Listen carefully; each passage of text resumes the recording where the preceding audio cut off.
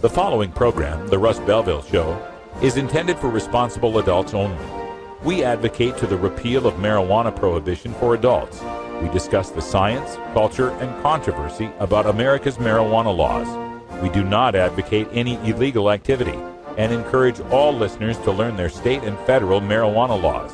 Opinions and claims made by guests and advertisers on The Russ Belville Show are their own, and The Russ Belville Show cannot be held legally responsible for their validity or reliability.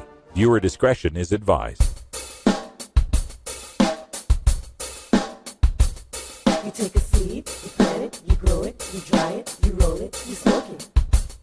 You take a seed, you plant it, you grow it, you dry it, you roll it, you smoke it, and it goes down smooth. Hey! Spanning the continent to bring you the truth about cannabis and marijuana law reform. I smoke pot, and I like it a lot.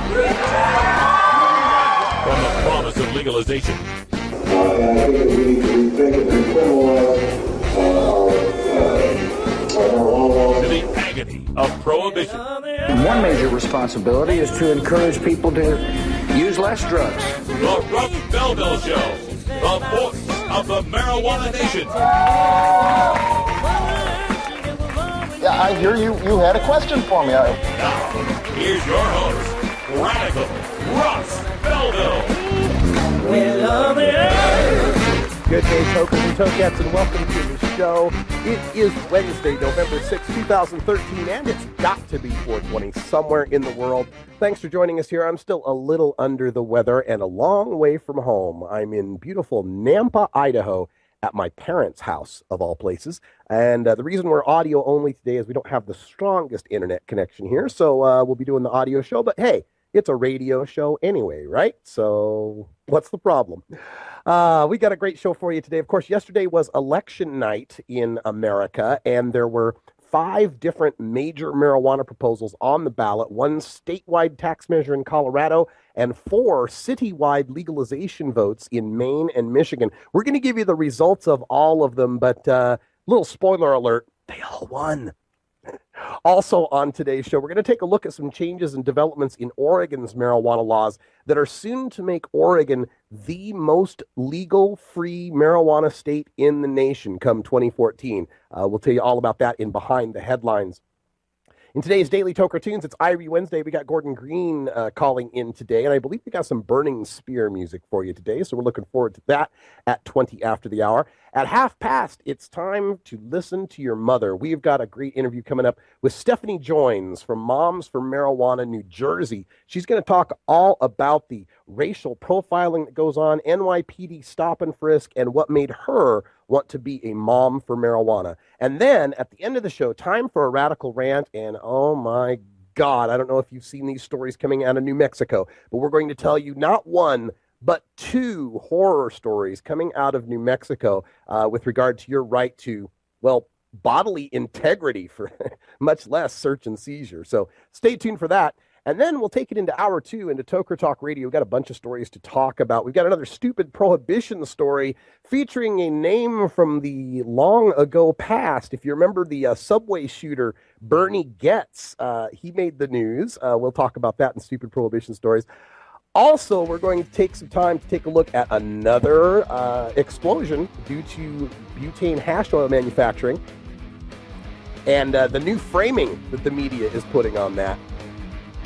All that plus your calls, 971-533-7111. Stay tuned. We're back live from Idaho after this.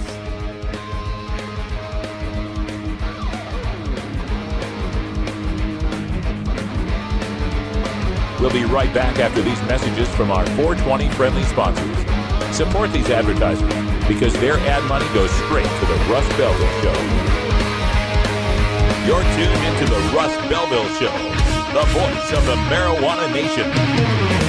Cast your eyes up to the skies. What is it to live and die? Calculated stars and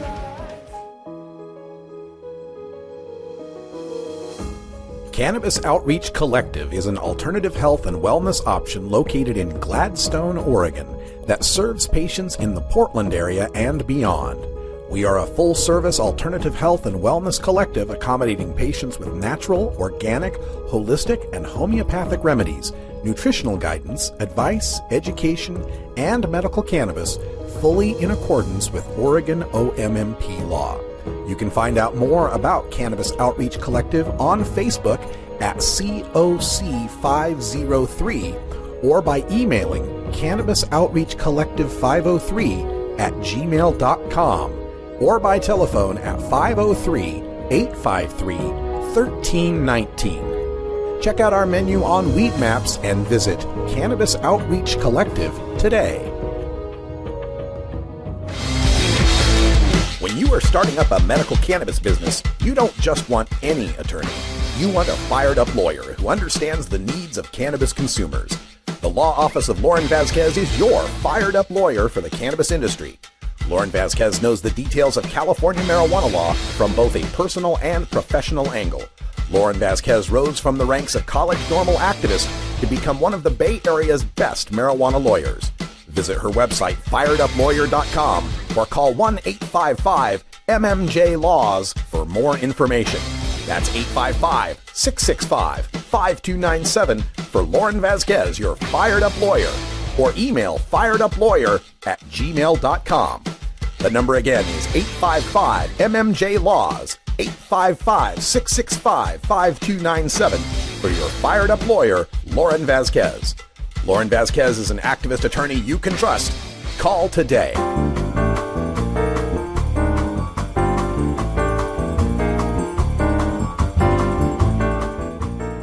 This is your 420 Radio News for Wednesday, November 6, 2013. I'm Russ Belville. Recreational pot legalized in 4 U.S. cities by a 2-to-1 margin from hightimes.com. Election Day 2013 found 4 U.S. cities, Portland, Maine, and Ferndale, Jackson, and Lansing, Michigan, voting on proposals to decriminalize or legalize personal possession of marijuana. In all 4 cities, marijuana reform passed by overwhelming margins. Portland, Maine voted on legalization of 2.5 ounces of marijuana. Voters supported that proposal with 67% of the vote. The proposal does not legalize cultivation or sale, but does allow for adults 21 and older in Portland city limits to, quote, engage in activities for the purposes of ascertaining the possession of marijuana and paraphernalia, end quote, which presumably allows for the sharing of marijuana between adults. Ferndale, Jackson, and Lansing, Michigan all voted to amend their city charters so, quote, nothing in the Code of Ordinances shall apply to the use, possession, and transfer of less than 1 ounce of marijuana on private property by a person who has attained 21 years of age, end quote. Again, cultivation and sales are not allowed, but sharing would be allowed. Ferndale passed its measure 2332 to 1035, 69% support.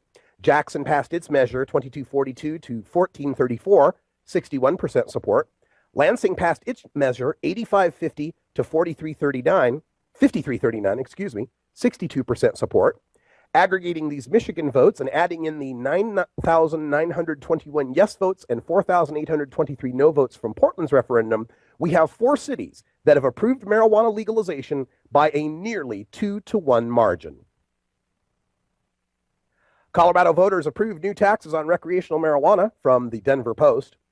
A measure to impose hefty taxes on recreational marijuana passed easily Tuesday as voters across the state overwhelmingly chose to make pot one of the most heavily taxed consumer products in Colorado. At 10 p.m., Proposition AA was leading 65% to 35%. Colorado's Attorney General and a number of marijuana business owners, politically strange bedfellows, both supported Proposition AA. Governor John Hickenlooper also supported the tax measure despite his opposition to marijuana legalization. According to the state's voter guide, the measure is expected to bring in $67 million a year. Of that, $27.5 million generated by the excise tax would go towards school construction, as specified in last year's constitutional amendment that legalized the use of recreational marijuana and also allowed for pot to be sold to anyone over 21 at specially licensed stores. The rest of the money will go toward paying for the regulation of the pot shops, as well as any associated impacts of legalization. Michigan Senate looks to move medical marijuana into pharmacies and licensed manufacturing facilities from MichiganLive.com. Michigan's Republican-led Senate is considering a plan to create a new system for regulating and distributing medical marijuana. Legislation introduced by Senator Roger Kahn and co-sponsored by Senate Majority Leader Randy Richardville seeks to reclassify medical marijuana, license facilities to grow the drug and distribute it through authorized pharmacies. The system, which would require federal approval before it could be implemented, would treat marijuana as a Schedule II drug, similar to OxyContin or Percocet. Anyone wishing to manufacture, distribute, prescribe, or dispense marijuana would have to obtain a license from the Michigan Board of Pharmacy, as already required for other controlled substances. Denver continues to tweak a public pot consumption law, from the Denver Post. In what's become a debate over civil liberties and compliances with a new state law legalizing the recreational use of marijuana, the Denver City Council on Monday floated suggestions on the best ways to regulate the open and public consumption of pot. A recent draft law crafted by Councilman Chris Nevitt and introduced before a council committee allows people in Denver to smoke in their backyards. But under the current draft, consuming marijuana on a front porch visible from the street would be prohibited. Council members such as Paul Lopez were concerned about restrictions on smoking marijuana on a private front porch or balcony. Said Lopez, quote, "People should not be criminalized for doing something on their own private property, whether it's drinking a beer, smoking a joint, or smoking a cigarette," end quote. Washington and Colorado courts weigh lawyer pot use and advice, from King5.com. Washington, the Supreme Court is taking up an emergency proposal to change the state's ethics rules for lawyers to make clear that attorneys complying with state law won't get in trouble for giving pot-related legal advice or for smoking up themselves, as long as they're not high at work. The Supreme Court in Colorado, the other state to legalize marijuana for recreational use, has been presented with a similar proposal.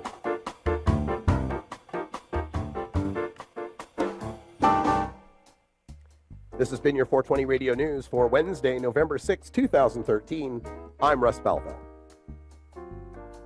When we come back, we go behind the headlines, take a look at recent developments in the state of Oregon that lay the foundation for the state becoming the most legal place in the world for marijuana in 2014. Listening to the Russ Belville Show live from Nampa, Idaho on 420radio.org. We'll be right back.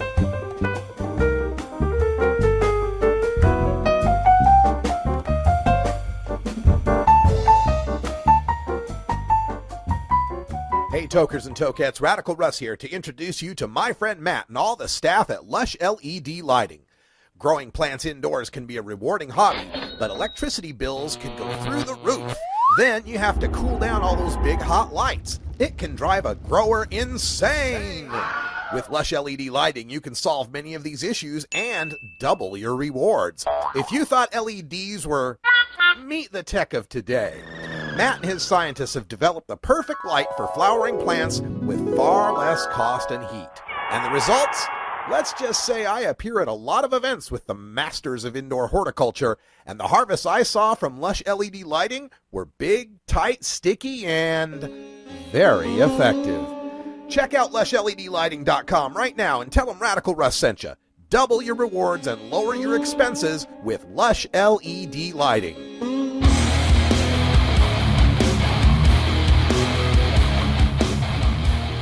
You know Herb Thrasher from the Herb Thrasher Flower Hour. Now get ready for Herb Age Designs for the proud cannabis consumer. Herb Age Designs, lifestyle gear for the 420 friendly. Herb Age Designs, home of the famous lighter leash. Herb Age Designs, get your Herb Age t-shirts and hoodies and show your pride. Herb Age Designs, we've got frisbee golf discs and durable hemp gear.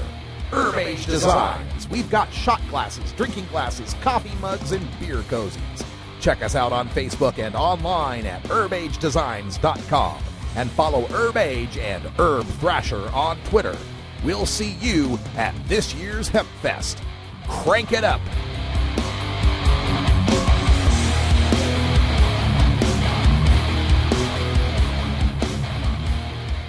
420radio.org presents Jorge Cervantes TV, featuring Jorge Cervantes from Barcelona, Spain. The master grower has dropped the disguises and brings you the best grow tips from around the world every Thursday at 5 p.m. Pacific, with replays Friday at 8 a.m., Saturdays at 1 p.m., Sundays at 7 a.m., and Mondays at 3 a.m. right here at 420radio.org.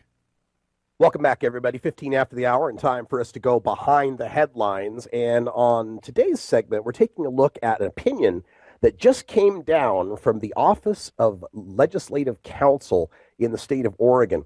Just to set some background on this, in September, officials in the southern Oregon city of Medford voted to ban medical marijuana dispensaries. Basically, they included in their business code, their business licensing, that businesses couldn't violate state or federal laws. And of course, a dispensary would violate a federal law. In October, the mayor of Grants Pass, Oregon, down there in southern Oregon, Darren Fowler, warned that dispensaries would hurt his town's tourism and retirement population. And he has vowed to vote on a ban before the end of the year. And by November, two other cities in central Oregon, Madras and Metolius, also determined that dispensaries should be banned. Now, understand, they were talking about these bans in the wake of passage of a new law. This would be HB 3460 that just recently passed. It's a law that establishes and regulates medical marijuana retail facilities in Oregon.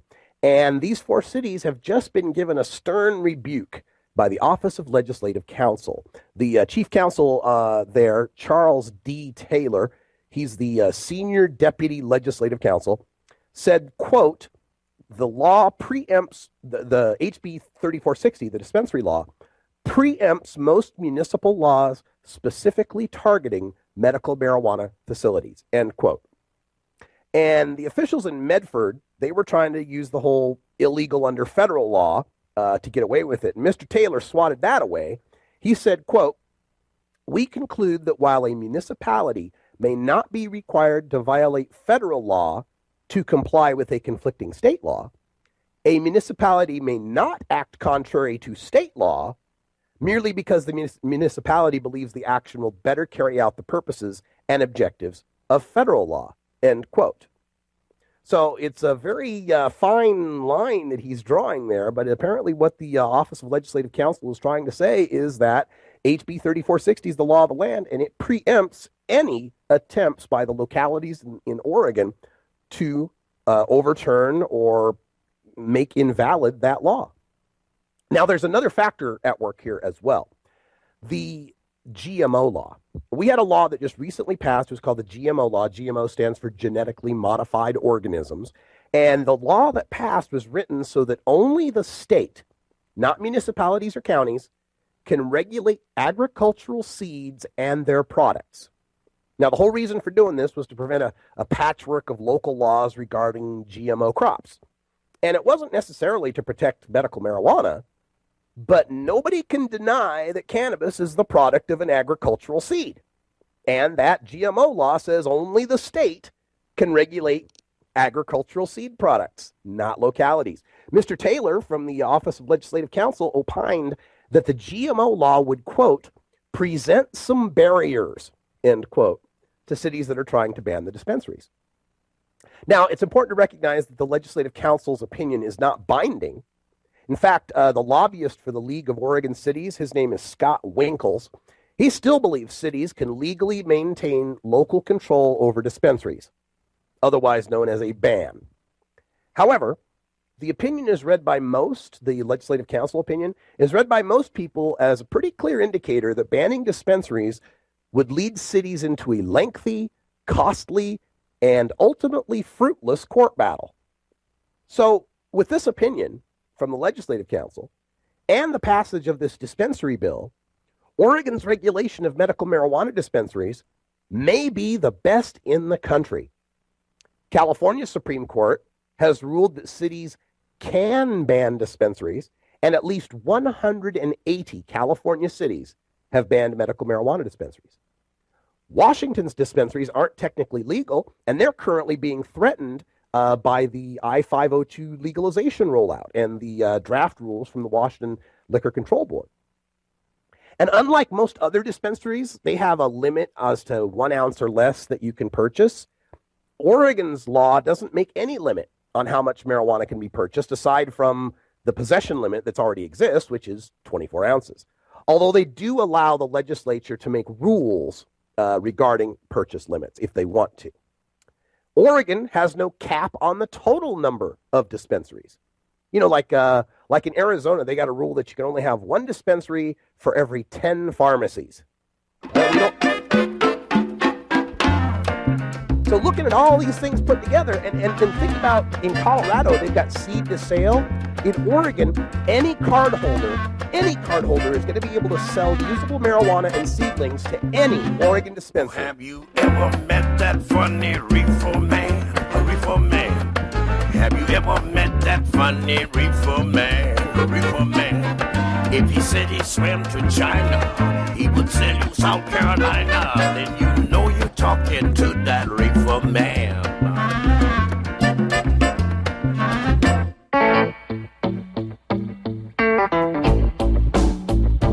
I'm a reefer smoking man. Wood Pipe Smoke Shop and Speakeasy is your source for cannabis community gear in southern Wisconsin.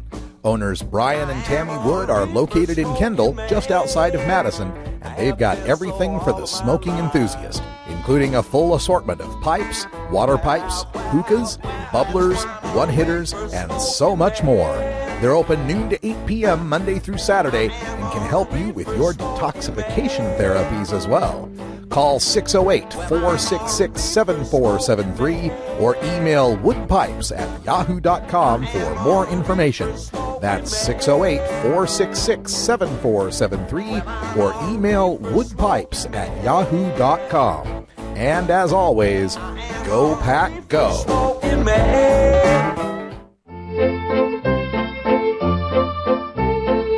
Kom allemaal naar de Cannabis Cup van 24 tot en met 28 november in Amsterdam in de Van Genthallen bij Amsterdam Roest. Verwacht alle coffeeshophouders uit Amsterdam die hun beste nieuwste producten laten zien. En hun wiet en hash wordt gekeurd door een panel aan deskundige wiet-experts die een uitreiking gaan doen wie de beste wiet en hash heeft van het land. Verder heel lekker eten, drinken, sapjes, toffe optredens in de Melkweg. Dus zorg dat je erbij bent, 26e editie van de Cannabis Cup.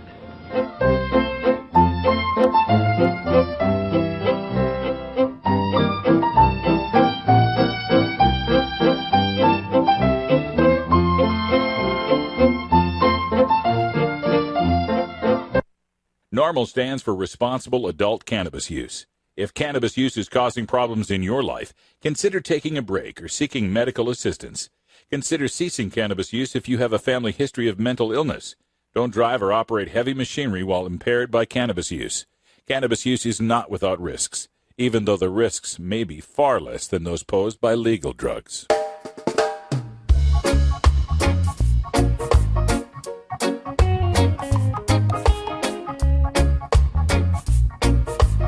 Everyone knows music and marijuana go together, so let's wind up our 20 after break with the Russ Belville Show's Daily Toker Tunes, the best in pod-safe 420 music from around the web. Today is Irie Wednesday, featuring reggae, ska, and other world music genres.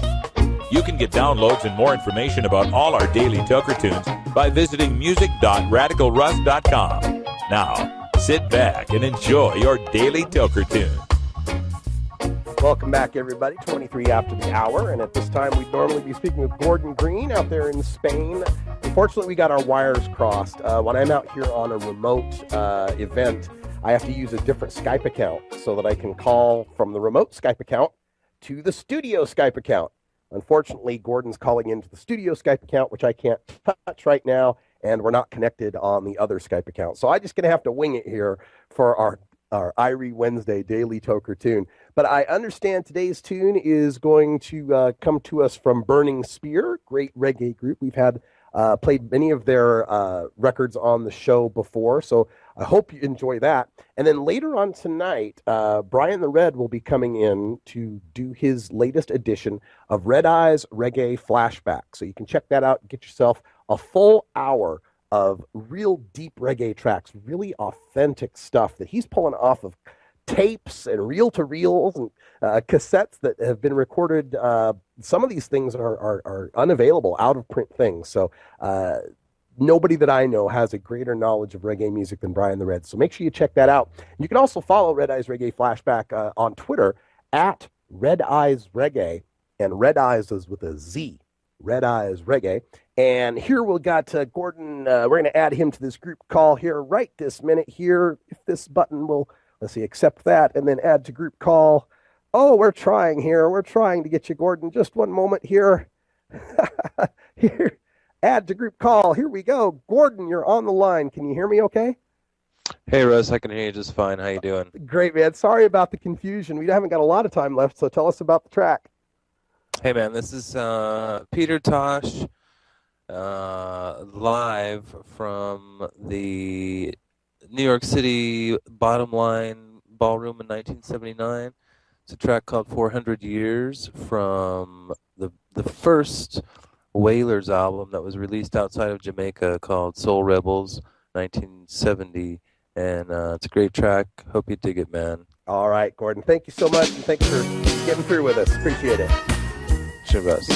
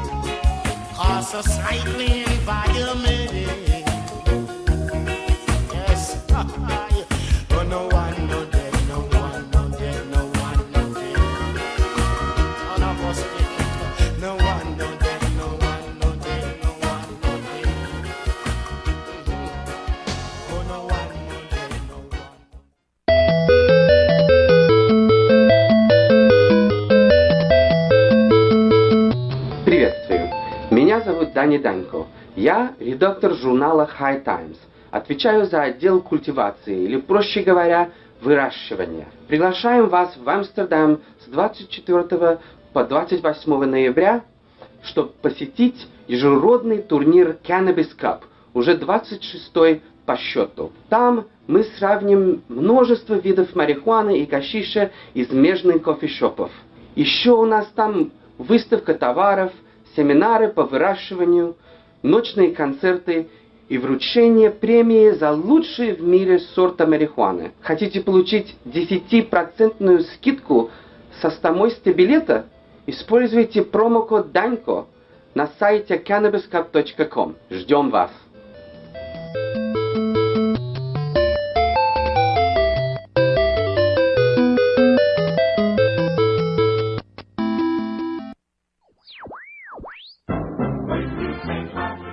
Marijuana and alcohol are the two most popular recreational drugs in America. Marijuana smoking is non-toxic, relatively safe, and has a low risk of dependence. Alcohol drinking is potentially fatal, dangerous to society, and is quite addictive.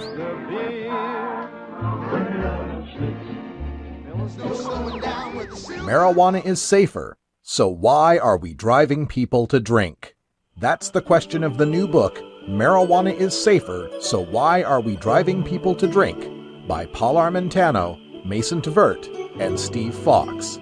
Visit Amazon.com or ChelseaGreen.com today to order your copy of Marijuana is Safer, or visit marijuanaissafer.com. 420radio.org presents Hemp Radio with Patty Cakes in Orange County, debuting every Wednesday at 1 p.m. Pacific Time, with replays Thursday at 7 a.m., Fridays at midnight, and Sundays at 9 p.m. right here on 420radio.org. The cannabis community includes a diverse set of activists and nonprofits working to end the prohibition of marijuana. We take the time to hear the stories of reform on the Russ Belville Show's Cannabis Community Chat. All right, welcome back. Today, our guest on the Cannabis Community Chat is an activist from New Jersey by the name of Stephanie Joins with Moms for Marijuana in New Jersey. We're trying to raise her on the line right now, and we will talk to her just as soon as she answers. Of course, Moms for Marijuana, you can find them out at momsformarijuana.org. They are an international group founded by a friend of mine by the name of Sarah Frank, and we are still not receiving any response on the line from Stephanie Joins. I'm going to check to see perhaps I've got a different phone number I need to call, but we're not finding it. Let's see what I can find over in this email. Stephanie Joins. There's nothing there. Okay, we're trying, folks. Sorry, we're on the road and doing the best we can here. Stephanie, if you're listening to the show, you won't be able to call me because I'm not at the home line. So I will try this other number that has been given to me in this email. Let's see if there's an answer on this line. Sorry, folks, for the wait. We're trying to see his phone number again. We shall try one last time to see if we can get a connection. Also want to remind everyone that coming up next week on the Russ Belville Show, we will be having a week-long special. Now, understand that Monday is Veterans Day, and we take federal holidays off, so we will not be on the air for Veterans Day, but we will be on the air the rest of the week, Tuesday through Friday, and on those episodes, we will be featuring many guests from Moms for Marijuana, as well as guests that are involved in the family law aspects of child protective services. Our entire week next week focuses on child protective services being used currently as a tool against medical marijuana using patients in a variety of states. Charmy Goulston will be joining us, Sarah Arnold from Massachusetts, Sarah Frank from Moms for Marijuana, Lindsay Reinhart, Idaho refugee like myself, will be there, and many others. So make sure you tune in next week. And I'm going to try one last opportunity here to get us connected on this call. Let's see if this will work. We are trying all possibilities here, folks. And again, I'm sorry for the remote problems here and trying to get this to work. But let's see what we can do as far as adding to this call. Let's try the number.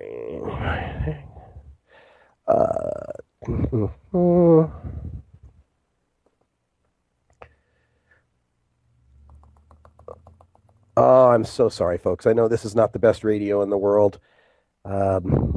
Just wish we had these numbers already programmed in. Unfortunately, we do not.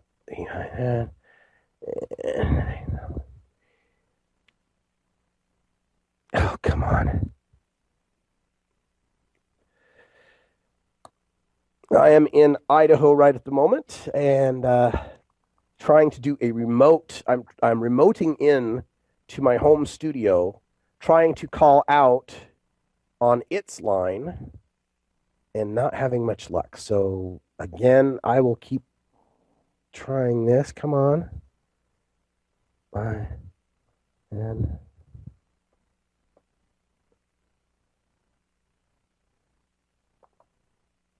I'm so terribly sorry, folks. This is just not going to work. We will be back, and I'll come back with the radical rant.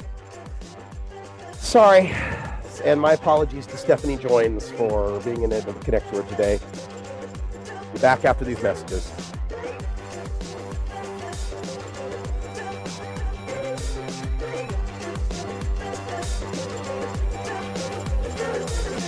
You cut people, you smoke trees till you get what you need now. Designer drugs and minted smokes to get through the day. You always get them so high. We'll be right back after these messages from our 420 friendly sponsors. Support these advertisers because their ad money goes straight to the Russ Belville Show. You're tuned into the Russ Belville Show, the voice of the marijuana nation.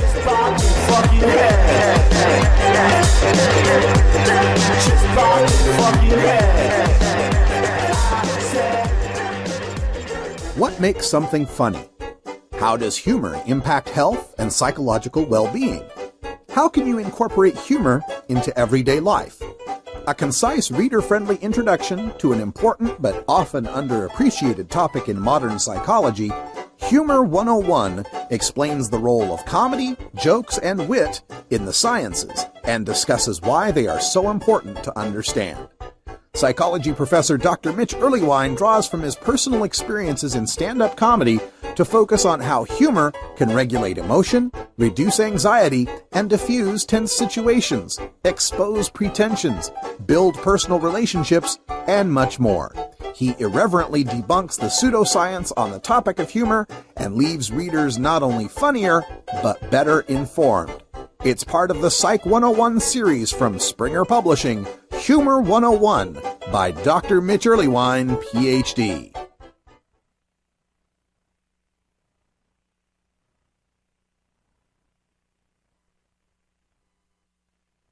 Here we go. One big push. Big push.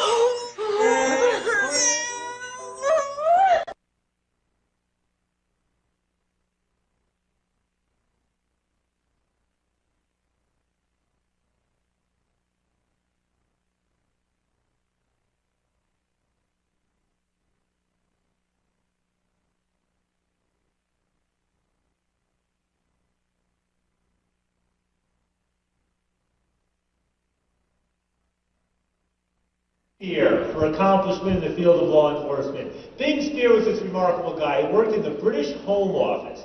He was the drug guy in the British Home Office, and he was a cop. But he was also the guy who knew the name of almost every single active injecting drug user in London. Every single one, and they knew his name as well. This was a cop who didn't see his objective as locking those guys up, but helping them. In this case, I'm going to ask somebody most of you already know, which is the head of LEAP, Neil Franklin, to give this award to the Seattle Police Department. Come on up.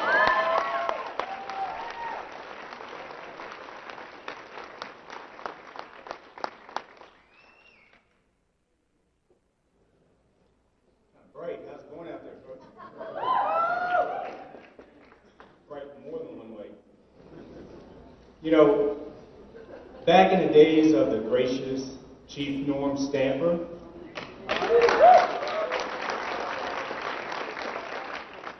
elite speaker, by the way. You know, the Seattle Police Department has had a focus on harm reduction, just like, well, with Needle Exchange, like my hometown of Baltimore, many, many lives were saved just from that alone.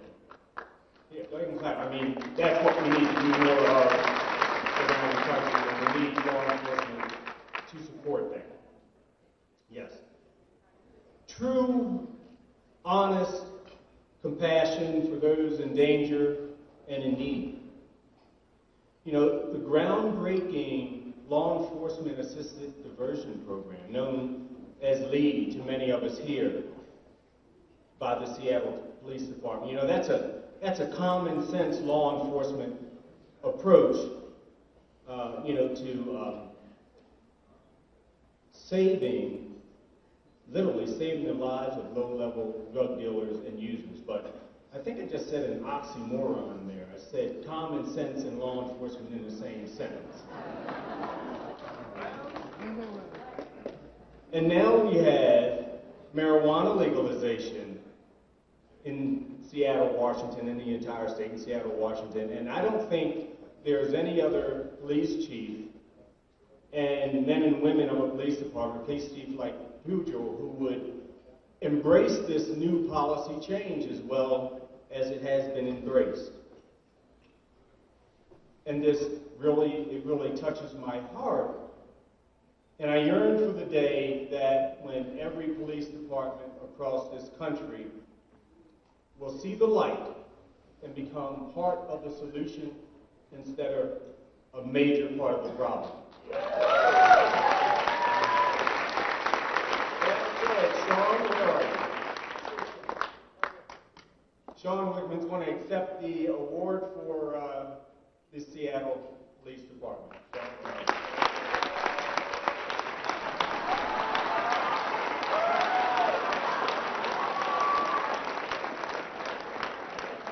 He had to do that, didn't he? So I just want to start by saying, on behalf of the Seattle Police Department, on behalf of Jim Pujol, our Chief of Police, and the men and women of SPD,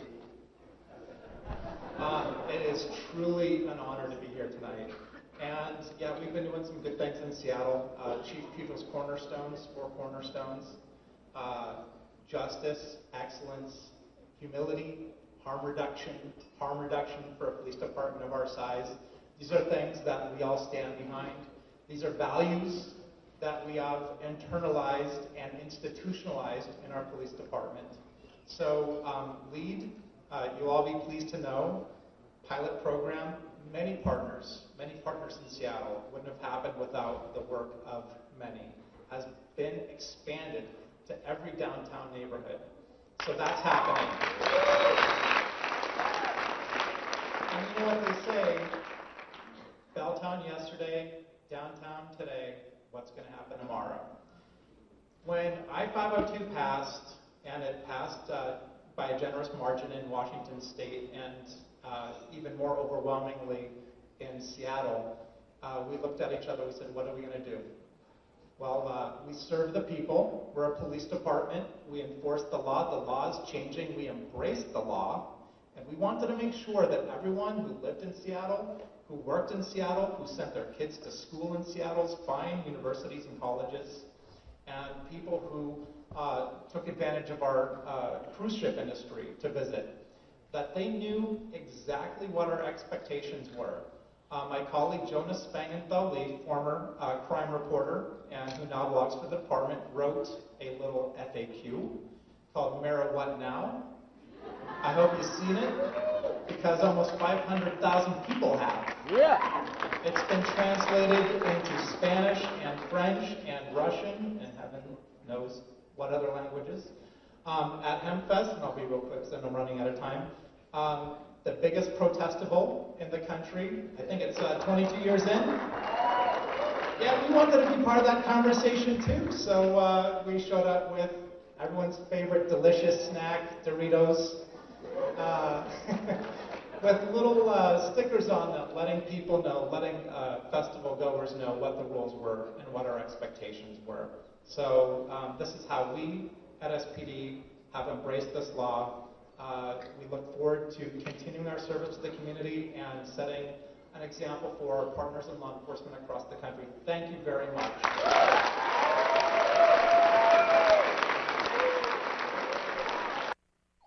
Apologies, Stephanie joins. We'll try to reschedule her for Marijuana and alcohol are the two most popular recreational drugs in America. Marijuana smoking is non-toxic, relatively safe, and has a low risk of dependence. Alcohol drinking is potentially fatal, dangerous to society, and is quite addictive.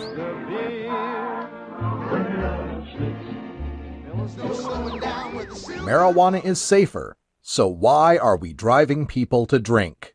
That's the question of the new book, Marijuana is Safer, So Why Are We Driving People to Drink? By Paul Armentano, Mason Tvert, and Steve Fox. Visit Amazon.com or ChelseaGreen.com today to order your copy of Marijuana is Safer, or visit marijuanaissafer.com.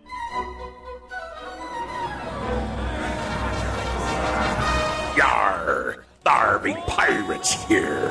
Har, har, har, har, har. You want answers? I'm as mad as hell, and I'm not going to take this anymore! You want answers? You have offended my family. I think I'm entitled. You want answers? I want the truth! And you have offended the Shaolin Temple. You can't handle the truth! Surely you can't be serious. I am serious. And don't call me Shirley. Radical rant. Well, longtime fans of the show, you'll remember not too long ago, we were ranting about a couple of traffic stops in Texas. You'll remember the ones where the women are pulled over on the side of the road, and because the cop smells pot, he subjects them to roadside body cavity searches right there on dash cam and on the side of the road for everyone driving by to see. And you remember how shocked we were. Shocked, I tell you, that they called the female trooper over there to stick her hands down the pants of these women, to place her fingers inside the anus and vaginas of these women, and how she didn't change gloves in between. Remember how outraged we were at that? And remember how much more outraged we were when we found out there was a second incidence of this happening? Well, folks, you may have to recalibrate your outrage meters for these next stories, because we moved just slightly west of Texas to New Mexico for these exclusive reports from KOB.com, the news channel down there in southern New Mexico. Their story, 4 on Your Side Investigates Traffic Stop Nightmare, came out on yesterday, and there's a follow-up story today. Let me just run this down for you, and if you've recently eaten, you may not want to hear this, because it might just... You might lose your lunch when you hear this. You might be so outraged that you want to drive to New Mexico with me and protest right this minute. This is just beyond the pale. And I've read a lot of reports. And really, the only instance I can think of in my time doing this show that pissed me off worse was the Daniel Chong story, where the kid was left in the holding cell for 4 days without food or water, nearly died, right? This is close. This is an incident that began on January 2nd, 2013. There was a man named David Eckert, and he was shopping at a Walmart in Deming, New Mexico. Now, according to the court documents that have been filed, and according to the police reports, when Eckert was leaving the parking lot from the Walmart, he didn't make a complete stop at the stop sign. You know, you come up to the parking lot, you look, nobody's there, you kind of leave, right? And he was immediately stopped by law enforcement. There must have been a cop sitting there, saw him rolling through the stop sign, immediately stopped by law enforcement. As they were talking to this David Eckert, they asked him to step out of his vehicle, and he appeared to be clenching his buttocks, according to the report. And law enforcement officers thought that was probable cause to suspect that Eckert was hiding narcotics up his ass. Yes. Also, there was a drug dog brought in, Leo, I believe was the drug dog's name, who alerted to the smell of marijuana on the passenger seat.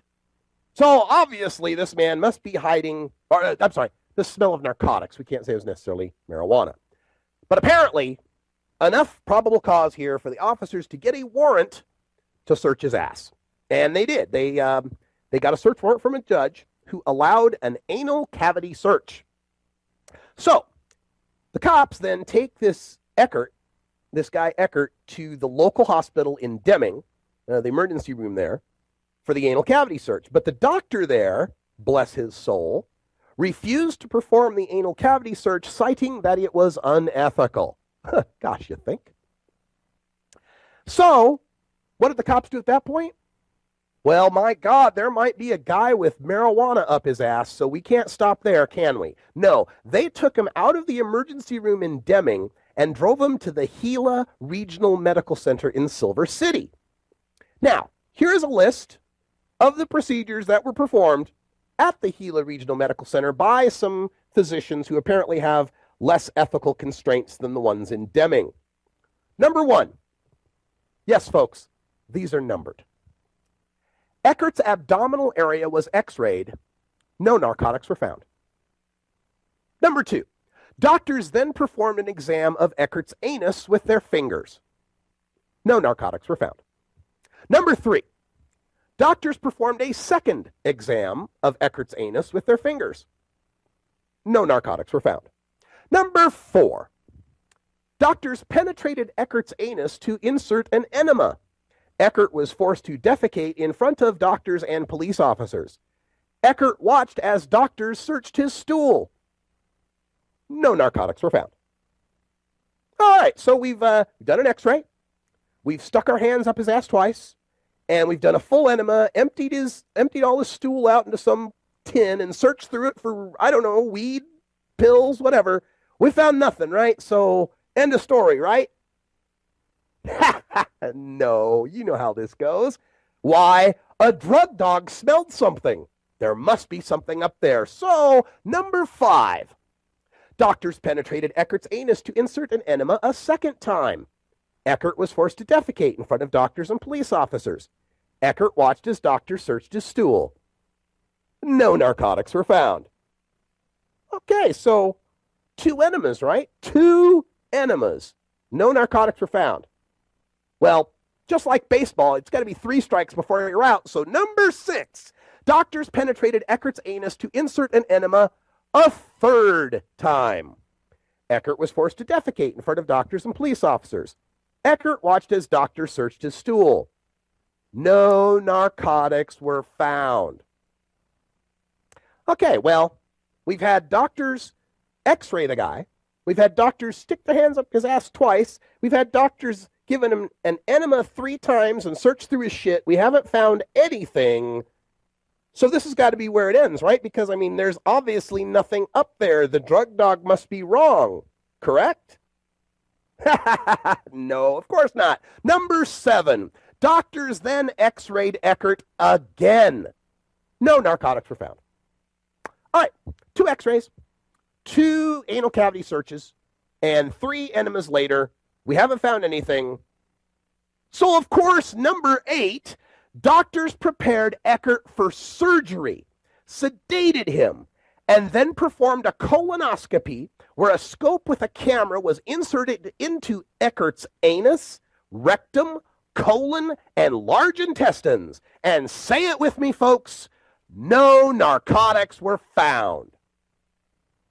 Now, throughout this ordeal, Eckert protested, I should think so, and never gave the doctors at the Gila Regional Medical Center consent to perform any of these medical procedures. Now, here's the situation we find ourselves in when the war on drugs has demonized the use of drugs and possession of it to such an extent and incentivized police departments to find it and arrest people for it to such an extent that we will sodomize a guy 6 times, 7, 8 times, trying to find the elusive narcotic. 8 times. Now, if you thought this, while it was all disgusting and a bit of overkill, if you thought this was all perfectly legal because they had a warrant after all, think again, dear listener. In the federal lawsuit that they are filing against the doctors and the cops and the state, they find that, number one, the search warrant was overly broad and lacked probable cause because, clenching your ass cheeks is not necessarily probable cause of hiding narcotics up your ass. Maybe the guy just had to take a shit. But beyond that, the warrant was only valid in Luna County. Remember, he was pulled over in Deming, which is in Luna County. The doctors in Luna County wouldn't do it. The Gila Regional Medical Center is not in Luna County, folks. It's in Grant County. So every medical procedure was performed illegally, and every doctor who performed those procedures was doing it with no legal basis and no consent from the patient. And if that wasn't enough, the search warrant expired at 10 p.m. The medical records show the prepping for the colonoscopy started at 1 in the morning the following day, 3 hours after that search warrant expired. In all, this man was detained by police, sodomized by hospital officials over the course of a 14-hour detention because a drug dog smelled something on the seat. And the guy was clenching his butt cheeks, and he did run a stop sign.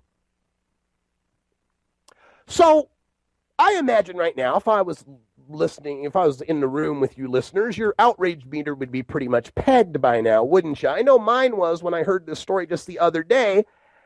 And yet I get into the news this morning and I find this from KOB.com. 4 on your side reveals another traffic stop nightmare. So in addition to the story of David Eckert, they point out in this story that the canine dog, Leo, alerted for the drugs on this guy's driver's seat. Well, guess what, folks? Another man, another minor traffic violation, and another incident with Leo, the canine dog. This involves a man by the name of Timothy Young. He was pulled over because he turned without putting his blinker on. Turned without a blinker, obviously a criminal. He turned without putting his blinker on, so Leo the canine is brought in, and what do you know? Leo smells drugs on the passenger seat. So the cops take Young to the Gila Regional Medical Center in Silver City, and just like Eckert, he's subjected to medical procedures, including x-rays of his stomach and an anal exam. And once again, no narcotics were found. And once again, the procedures were done without consent. And once again, they were in the county that was not the county where the search warrant was covering. Oh yeah, folks, there are some big federal lawsuits coming down from this one. And to add just a little bit to this story, Leo, the canine dog, who's alerting to all these drugs in the passenger seat, his drug dog certification expired in April of 2011. Now, canine dogs, have to be certified every year.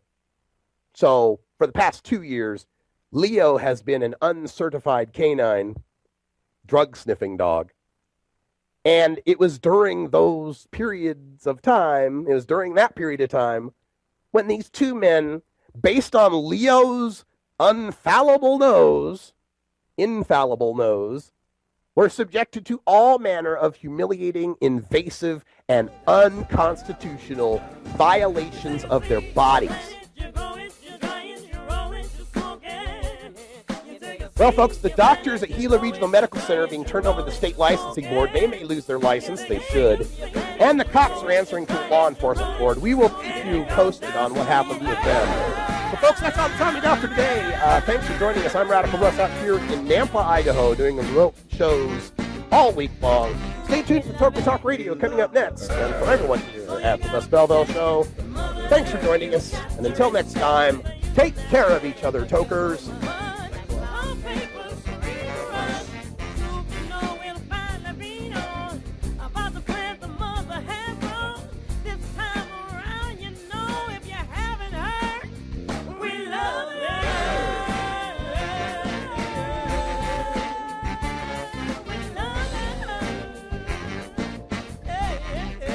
This is the Russ Belville Show. Russ Belville Show is blogging and podcasting daily at radicalruss.com.